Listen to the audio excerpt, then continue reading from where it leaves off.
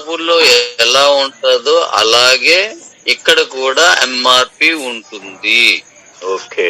కానీ online offer లో మీరు కొనుక్కుంటే ఎలా తక్కువకు వస్తుందో అలా కొనుక్కోవచ్చు, షాప్ ఉండదు కనుక. అర్థమైందా లేదా? ఇప్పుడు ఉదాహరణకి 100 రూపాయలు ఉంది, అది షాప్ లో. ఆన్లైన్ లో దాన్ని 80 రూపాయలకి ఇస్తున్నారు కదా. అవునండి. అలా తక్కువ కాస్ట్ కి వస్తుంది, ఆన్లైన్ లోనే వస్తుంది. మీరు నేరుగా వెళ్ళి ఆ సెంటర్ కి వెళ్ళి ఆ అదే మన డీలర్ దగ్గరికి వెళ్ళి తెచ్చుకోవచ్చు. లేదా పంపించమంటే వాళ్ళు ఆటోనో దేనిలోనో మైనస్ ఉంది కాబట్టి దాంట్లో పంపిస్తారు. ఆ ఛార్జెస్ ఆటో వాడు వెళ్ళి తీసుకుంటారు. అంతే. మీరు షాప్కి వెళ్ళి కొనుక్కొచ్చినా అంతే జరుగుతుంది కదా. అంతే సార్. మీరు తెచ్చేసుకున్న పర్లేదు, తెప్పించుకున్న పర్లేదు, వాళ్ళ ఇష్టం. అలాగే మీరు, నేను చెప్తాను గ్యారంటీగా, చాలా మంచి ప్రైస్ కోట్ చేస్తాను. చాలా మంచి ప్రైస్. నేను చెప్పాను కదా, ఇప్పుడు షాపులో ఉన్న రేట్లు ఇక్కడ కావు. ఇప్పుడు మన దగ్గర ఉన్నటువంటి ఈ టీవీ మీరు మార్కెట్ లోకి అటు రాజా గాని ఇక్కడ చాలా మంది వెళ్ళి కొనుక్కున్నారు. 7 lakhs to 10 lakhs వరకు కంపెనీని బట్టి ఉన్నాయి. 8 inches. అవును. పానాసోనిక్ ఒక రకంగా ఉంది, ఎల్జీ ఒక రకంగా ఉంది, రకరకాలుగా ఉన్నాయి. అలాగే మనది కూడా మంచి రేటుకి, అంటే అంత రేట్లు ఎట్టి పరిస్థితుల్లో ఉండవు. ఈ అన్ని కంపెనీలు ఏదైతే తక్కువ రేటుకి ఇస్తుందో దాని కింద ఉంటుంది, మీరు చెక్ చేసుకోండి. ఓకే, అర్థమవుతుందా? అర్థమవుతుంది సార్. చాలా మంచి ప్రైస్. ఓకే. అంటే ఇప్పుడు ఒకటి చెప్తాను. ఇప్పుడు 86 ఇంచుల టీవీ, ఇదే ఓఎల్ఈడి ఆర్ క్యూఎల్డి, ఇవన్నీ 7,75,000, 8 లక్షలు, 9 లక్షలు, 10 లక్షలు అలా ఉన్నాయి. నా అభిప్రాయం ప్రకారం ఇది మాక్సిమం 5 లక్షలు దాటుతుంది, లో ఉంటుంది. ఎల్ఈడి టీవీని మీరు 4,20,000 రూపాయలకి నేను కొన్నాను ఆల్రెడీ. మంత్రి 2 చూసే ఉంటారు మీరు వచ్చినప్పుడు, ఇవి రాకముందు. ఓన్లీ ఎల్ఈడి, దాంట్లో క్యూఎల్డి కాదు, 4K రెజల్యూషన్ ఉండదు, ఇవేమీ ఉండవు. యూట్యూబ్ తోటి మీరు చూసేయచ్చు. మీరు ఇది లేకపోయినా యూట్యూబ్ కనెక్ట్ చేస్తే మీరు చూసేయచ్చు. ఓకే. దీని మీద మీకు ఏమైనా ప్రశ్న ఉంటే అడగండి. ఈ రేట్ విషయంలో. రేట్లు అంటే ఈ రోజు రివీల్ చేయట్లేదు సార్, రేపు చేస్తారా? నేను మీకు రేపు అవన్నీ ఇచ్చేస్తాను. నేను మండే ఇస్తాను. మండే ఇస్తాను. ఓకే. ఎందుకంటే రేపు మీరు బ్యాంకులో ఉండవు కాబట్టి మీరు మా అయితే 1 లక్ష రూపాయలు పంపిస్తారు. ముందు పంపించి కన్ఫర్మ్ చేసి మిగతా వెనక్కి ఇచ్చేస్తాను. అలాగే రేట్లు రివీల్ చేయడానికి నాకు టైం లేదు. ఎందుకంటే నేను మొన్న ఈ దీనికోసం అని చెప్పేసి నేను మందు కోసం తమిళనాడు వెళ్ళాను. నేను నైట్ చాలా టైం అయింది వచ్చేసరికి. ఇక్కడ ఫ్లైట్ వచ్చేసరికి లేట్ అయింది, ఇక్కడ నుంచి వెళ్ళేసరికి లేట్ అయింది కాబట్టి అవన్నీ నేను చేయడానికి వీలు పడలేదు. అయినా మీకు అవకాశం ఉంది. రేట్ చూసిన తర్వాతే మీరు ఇవ్వండి, నో ప్రాబ్లం. లీడర్షిప్ తీసుకోండి. ఇప్పుడు ఏం అర్జెంట్ చేసినా మీరు అన్ని ఆలోచించుకోండి. రమణ గారు కంగారు పెట్టారనో, ఉపేంద్ర పట్టుకొని అడిగారనో ఎవరు తీసుకోవద్దు. మీరు అన్ని చూసుకొని చేయండి. రేట్లే ముందు అడుగుతున్నారు. రేట్ ఎంత? రేట్ మంచి ప్రైస్ కి ఇస్తున్నాను. డీలర్షిప్ యొక్క బెనిఫిట్ ఏంటి? అది డీలర్ తోటే మాట్లాడతాను. ఎందుకంటే దానికి కారణం కూడా ఉంది. ఇప్పుడు ఎల్ఐసి ఏజెంట్ దగ్గరికి వెళ్ళి 35% వస్తుందో అది ఇచ్చేస్తే నీ పాలసీ ఇస్తానని అడుగుతున్నారు లేదా? అడుగుతున్నారు. మరి నేను లక్షల మందిలో దాని ఆ మార్జిన్ డీలర్ రేట్ ఇంత, జిల్లా డీలర్ రేట్ ఇంత అని చెప్పేస్తే మనోళ్ళు వెళ్ళి నీకు 5,000 మిగులుతుంది నాకు సగం ఇచ్చి, లేదంటే 4,000 తగ్గిస్తే నేను కొంటాను ఆడికి డబ్బులు లేకుండా చేస్తారు. అవునవును, మీకు తెలుసు కదా అది. ఇప్పుడు మన కూపన్ లో కూడా 7% తీసిస్తాను నీకు నచ్చేవి లేదా మాని అని చెప్పేసి కొంతమంది కూపన్స్ కొన్నారని విన్నాను నేను. చాలా అలా చేస్తే వారికి అసలు కూపన్సే ఇవ్వకండి. ఎందుకు ఇవ్వాలి? అవును మీకేం గెలుస్తుంది దానివల్ల? అవునవును. అలా చేయొద్దు. ఇప్పుడు మీరు కిరాణా షాప్కి వెళ్ళి మీ సబ్బు ఏమో 30 రూపాయలకి వస్తుంది, మీరు 40 రూపాయలకి అమ్ముతున్నారు, నాకు 40కి ఇవ్వండి అని అడిగితే వాడు ఇస్తాడా? ఇవ్వడు. కానీ ఒక్క ఏజెంట్ లేదంటే నెట్వర్క్ లీడరు లేదంటే ఇలాంటి వాళ్ళు మాత్రమే వాళ్ళంత బలవంతంగా అడుగుతున్నారు. ఏం బట్టల షాప్ లోకి వెళ్ళి ఎంఆర్పి ఇంత అంటే కట్టలేదా? వాడికి ఏమైనా ఎంఆర్పి రేటుకే వస్తుందా? వాడిని అడగలరా? మీకు 50% మార్జిన్ వచ్చిందండి, అది తీస్తే నేను బట్టలు తీస్తానంటే ఇవ్వను అంటాడు. మీకు నచ్చే కొనండి, అది మానిండి. ఎందుకంటే వాడెంత కొన్నాడో ఒక క్లారిటీ ఇవ్వరు. అవునవును. కానీ ఒక ఎల్ఐసి ఏజెంట్ గానీ మన కూపన్స్ గానీ క్లియర్ గా పర్సెంటేజ్ తెలుసు. దాని మీద దాన్ని ఇమ్మని అడుగుతున్నారు. అందుకే ఎవరైతే డీలర్షిప్ అగ్రిమెంట్ చేసుకుంటారో వారితోటే నేను చెప్తాను, మీకు నచ్చితే సంతకం పెట్టి తీసుకెళ్ళండి, లేదంటే మానేయచ్చు. మంచి మార్జిన్ ఇస్తాను, మంచి మంచి మార్జిన్. ఓకే, తీసుకున్నాడు అదృష్టవంతుడే. ఇది గుర్తుపెట్టుకోండి, ఇది ఒక్కటి గుర్తుపెట్టుకోండి. Okay okay okay daddy. Okay, అయితే ఇప్పుడు మొత్తం వినండి, ఇందులో మీకు చాలా చాలా బెనిఫిట్స్ ఉంటాయి. అయితే చూడండి, ఎంతమంది ఉన్నారు ఇప్పుడు?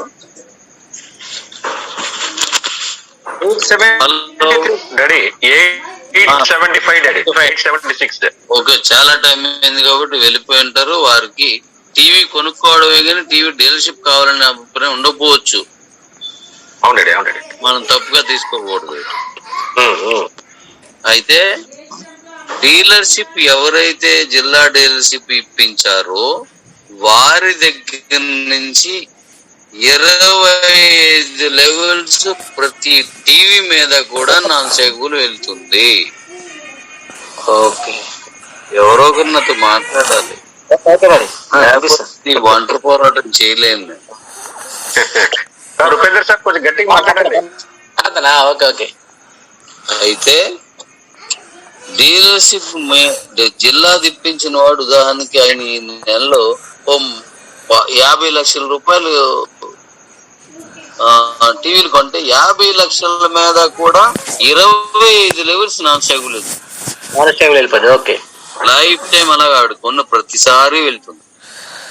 Okay daddy. 500 రూపాయలకే మీకు ఇంత నాన్ స్టేబుల్ ఇస్తే మరి ఇన్ని వేలు పెట్టుకుంటున్నాయి, అవును, అసలు ఊహించలేము. ఎన్ని ఇవ్వగలను? అవునవును, మీ మైండ్ ఖరాబ్ అయిపోతుంది. కావాలని చూడండి. అవునవును. ఎందుకంటే నాకు ఇక్కడ నేను ప్రత్యేకించి లాభం కోసం చేయట్లేదు. నా ఫ్యామిలీ మొత్తం ఎన్నో కంపెనీల్లో రకరకాలుగా మోసపోయి లేదంటే రకరకాల ఇబ్బందులు పడి వచ్చిన వారికి నేను అండగా ఉంటే చాలు, నాకు పెద్దగా లాభం అవసరం లేదనుకొని చేస్తున్నాను. ఇది చాలా మంది తెలుసు.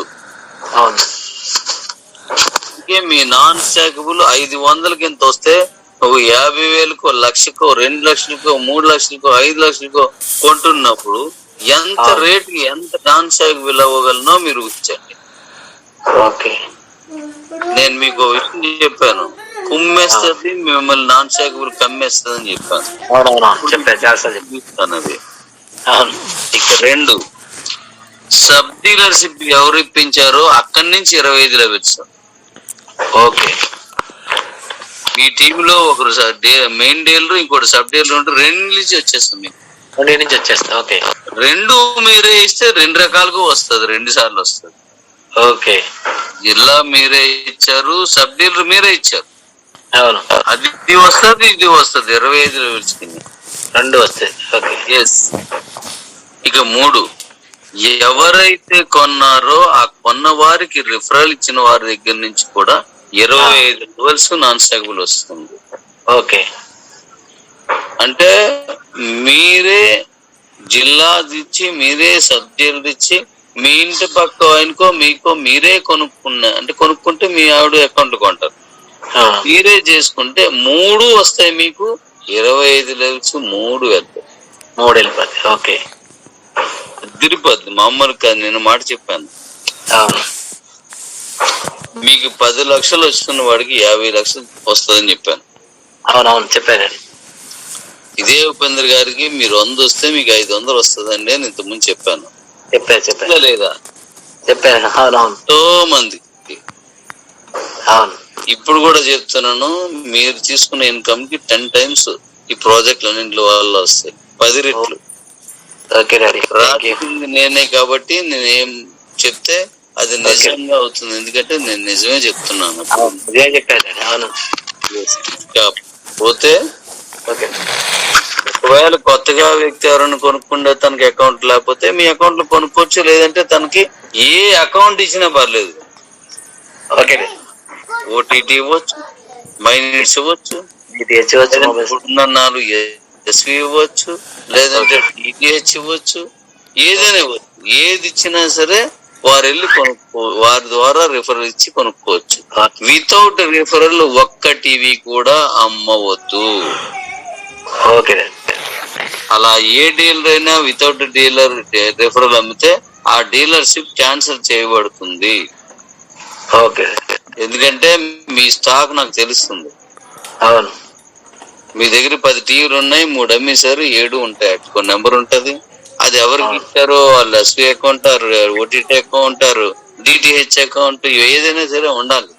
అలా లేకుండా వాడు అమ్మినట్లయితే అక్కడ అవి లేవు అంటే ఒకరు ఎలా తెలుస్తుంది అనుకుంటే, ఒకడు 43 ఇంచుల టీవీని పెట్టాడు, నాకు ఇక్కడేమో ఆయన దగ్గర 2 ఉన్నాయని కనపడుతుంది, అక్కడేమో ఒకటే ఉందని కనిపిస్తుంది, లేదా అసలు లేవని కనబడుతుంది అనుకోండి.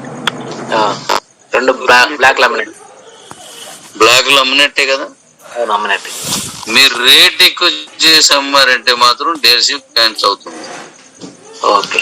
ఎందుకంటే పబ్లిక్ కూడా ఈ రోజు అమెజాన్, ఫ్లిప్కార్ట్ లేదంటే రకరకాల వీటిల్లోనూ డైరెక్ట్ గా కొనుక్కుంటున్నారు.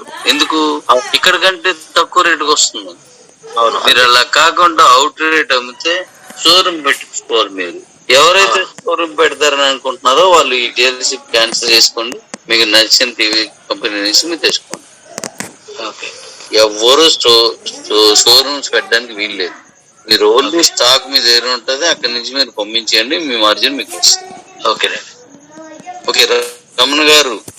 Okay sir. క్లియర్. అవును, మీరే మాట్లాడాలి, ఉపేంద్రకి నాది కాదు సబ్జెక్ట్. ఎందుకన్నానంటే మీరు ఆల్రెడీ రెడీ చేసిన, అందరూ రెడీ చేశారు, బట్ మీరు ముందుగా చెప్పారు నాకు. అంతే సార్. ఇక్కడ వైజాగ్ లో రెడీ అయిపోయింది, అన్ని చోట్ల అయింది, అన్ని జిల్లాల నుంచి, అన్ని రాష్ట్రాల నుంచి కూడా. ఎవరైతే తీసుకోవడానికి రెడీగా ఉన్నారు, మీరు అకౌంట్ నెంబర్ ఇస్తే ట్రాన్స్ఫర్ చేయడానికి రెడీగా ఉన్నారు, అందరూ వింటూనే ఉన్నారు సార్ ఇప్పుడు మన మాటలు. సంతోషం. అయితే ఇది దీని విషయం, మీరు కంపల్సరిగా అది చూసుకొని చేయండి. నేను డబ్బులు కట్టాను నాకేమని నన్ను అడగద్దు. 1 lakh మీరు ముందు పంపించండి, ఆ తర్వాత వెంటనే 3 అన్నాడు, రేపు అయిపోయిన తర్వాత సోమ అన్నాడు, మిగిలిన డబ్బులు పంపించారు. అదే సబ్ డీలర్ అయితే 5 lakhs, మిగతా 7.5 మళ్ళీ 10 days లో. అదే జిల్లా డీలర్ అయితే 12.5, మిగతా 10 లక్షలు 10 రోజుల్లోనూ, మళ్ళీ ఇంకో 10 రోజుల్లో 10 లక్షలు ఇవ్వాలి. 32.5కి లేదా 12.5కి పూర్తిగా మీకు టీవీలు పంపించబడతాయి. ట్రాన్స్పోర్ట్ కంపెనీదే మీకు పడదు. ఓకే. సబ్ డీలర్ మళ్ళీ ఒకసారి వాయిస్ బ్రేక్ అయింది, మళ్ళీ ఒకసారి రిపీట్ ఇవ్వండి. ఏ విషయం? ఇదే ఇప్పుడు చెప్పిన విషయం రెడీ. 1 lakh పంపించి తర్వాత వాళ్ళు సెకండ్ ఎంత పంపించాలి, థర్డ్ టైం ఎప్పటి లోపల ఫుల్ గా అమౌంట్ కట్టాలన్నది.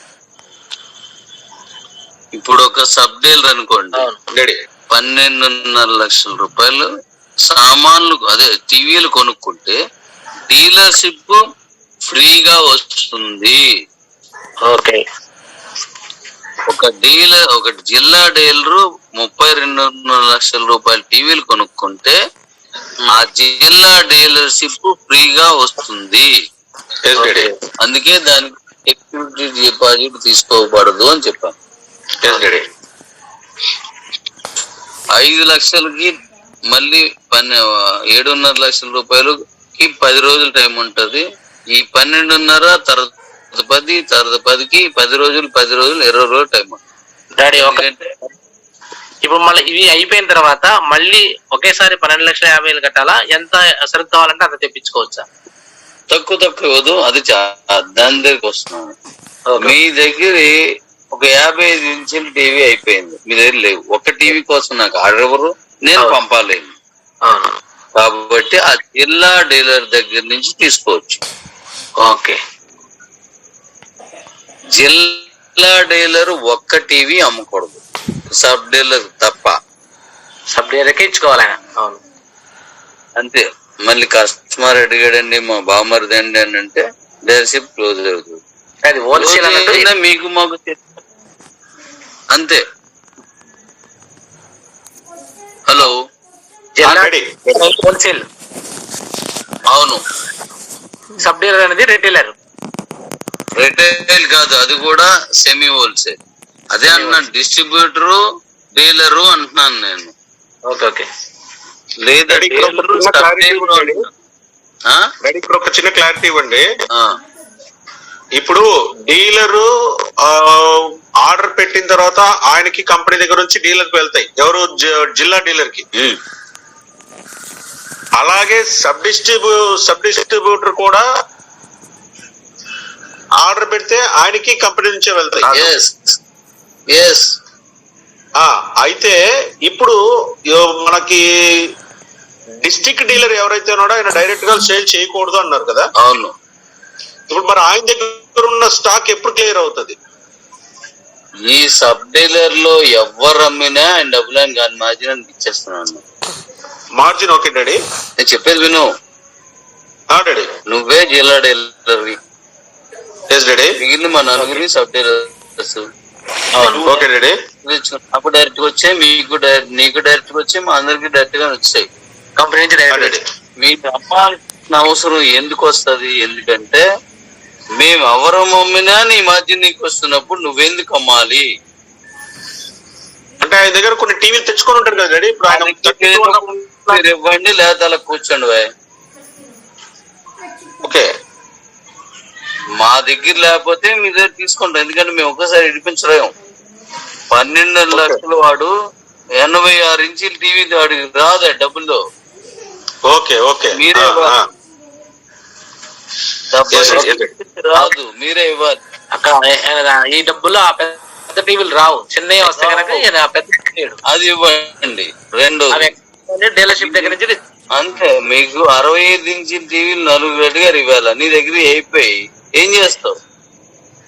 సార్ డీలర్షిప్ కాడికి వెళ్ళాల్సింది, అక్కడి నుంచి తెప్పించుకోండి. అవును. దాని ట్రాన్స్పోర్ట్ కి నాకు సంబంధం లేదు.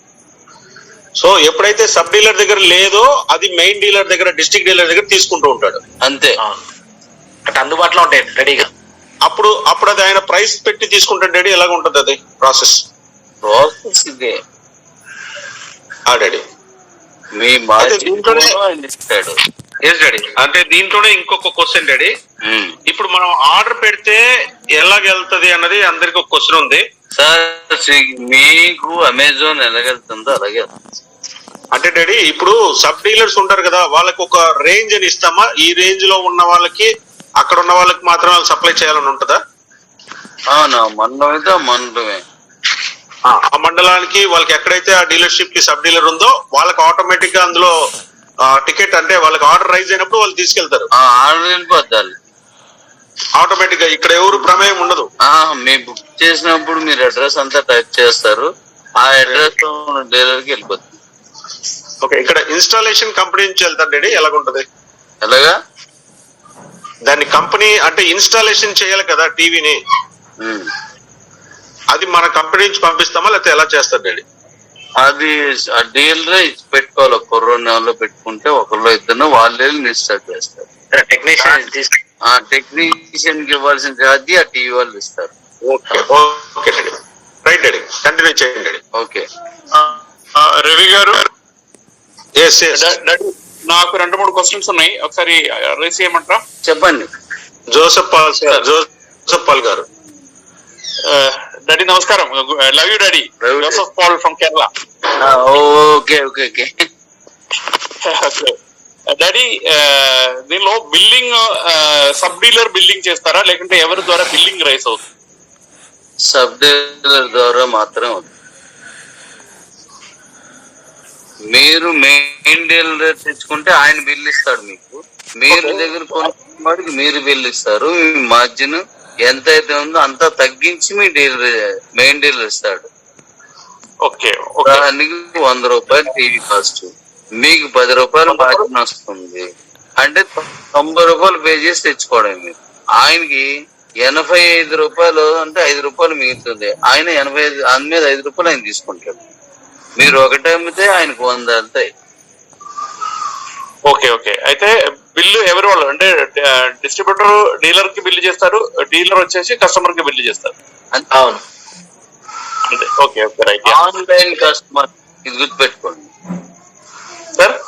ఆన్లైన్ కస్టమర్ ఆన్లైన్ కస్టమర్ అదే మన కస్టమర్ ఆన్లైన్ లో బుక్ చేసిన తర్వాత అక్కడ బిల్లు రైస్ అవుతుంది అంతే. అయితే కస్టమర్ పేమెంట్ ఎవరికి చేస్తారు? ఇప్పుడు ఆన్లైన్ లో బుక్ చేస్తారు.